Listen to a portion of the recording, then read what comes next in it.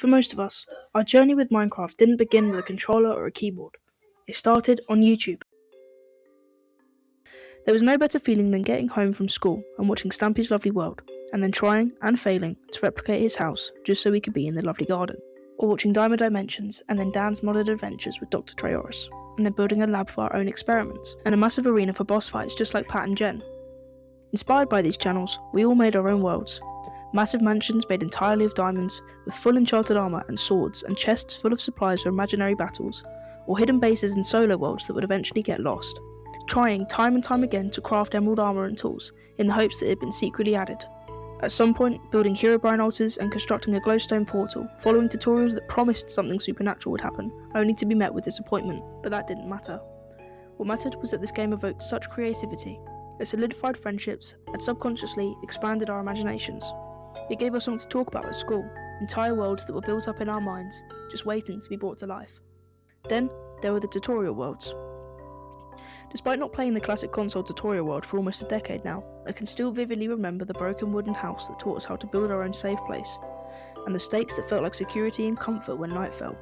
And of course, the legendary Minecraft sign watching over you, which was later discovered to be hollow, yet lined with torches, as if Notch knew that players would make their way inside. But that wasn't the only pre-built world. When you got the Legacy Console Edition, you had access to what are now arguably some of the most iconic mashups and texture packs in the history of Minecraft. A Halloween theme park, a beautiful Christmas village, the Land of Vu, Whiterun, a mashup of well-known locations from Star Wars Episodes 4 to 6, a world inspired by Fallout 3, and the Normandy SR2 and the Citadel. So many legendary universes were brought to life block by block for us to explore. And obviously, this list wouldn't be complete without mentioning the plastic texture pack. I made so many worlds with this on that I almost forgot what vanilla Minecraft looked like. However, the thing that made all our worlds feel so special was that there was no judgment. It didn't matter if you were playing alone or with friends, you could build whatever felt right, and it was a masterpiece. Old Minecraft was simple. There were no standards of what was considered a good build, and no tutorials telling you what was right or wrong. That was what made Minecraft feel how it did, the freedom to do whatever came to mind, or whatever was drawn on paper during classes, and it was enough. Flat worlds were a crazy combination of houses, pixel art, statues, TNT cannons, and holes that dropped straight into the void. And survival worlds were a wooden hut with a red bed, crafting table, furnace, and a dog. There was never a need to impress anyone. We were just building an escape from homework and bedtime, only to do it all again the next day.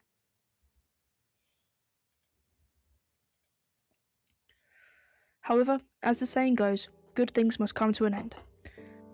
And that's not me saying that Minecraft isn't good anymore, it just doesn't feel the same as it once did. But that's okay. Everyone who plays Minecraft is aware of the 2-week phase. It's a collective experience for all of us.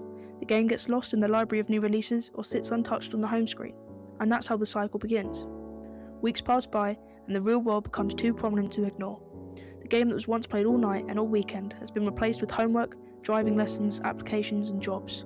Most of us who grew up with it were born sometime between 2006 and 2010, so we're either over 18 or close to it. Unfortunately, life isn't as simple as worrying about your dog surviving a creeper explosion anymore. But maybe that's why the 2-week phase feels so special. The feeling of starting a brand new world, already knowing what needs to be done. But breaking the first tree, finding the first diamond, and surviving the first night, they still feel important. And for a while, it's like everything sort of slows down. Finishing your base, taming a dog, and placing your bed, it all brings back that feeling of freedom that used to seem permanent.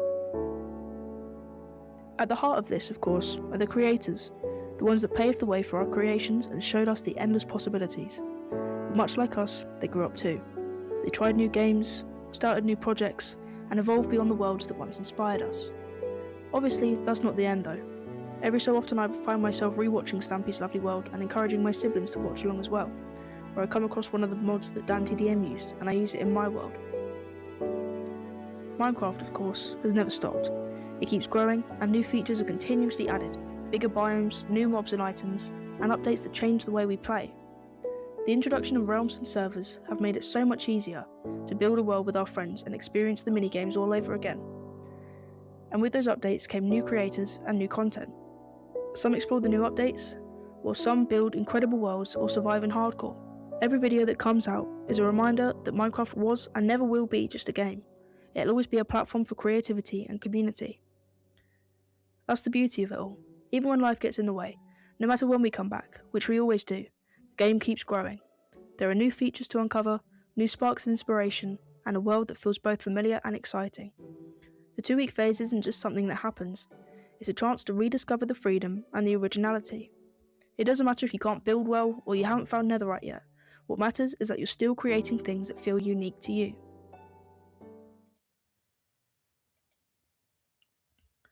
So why exactly do we come back to Minecraft? We don't come back because of diamonds, mobs, or even the creators. We come back because it gives us something bigger, a space that reflects who we are, a world that grows with us, and a place where us before and us now can meet. Every time I play, I know that little me is still there, eyes wide at the blocky sunrise, imagining worlds bigger than my bedroom, dreaming of builds that defy logic. Grown-up me is here too, reflecting on those memories, understanding why that wonder mattered, and shaping it into something lasting, translating it for the rest of the world. When we load a new world or revisit an old one, both of us are there at the same time.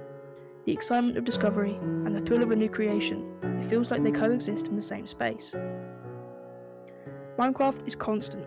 Life moves fast, people change, creators evolve, and responsibilities grow. But the game remains.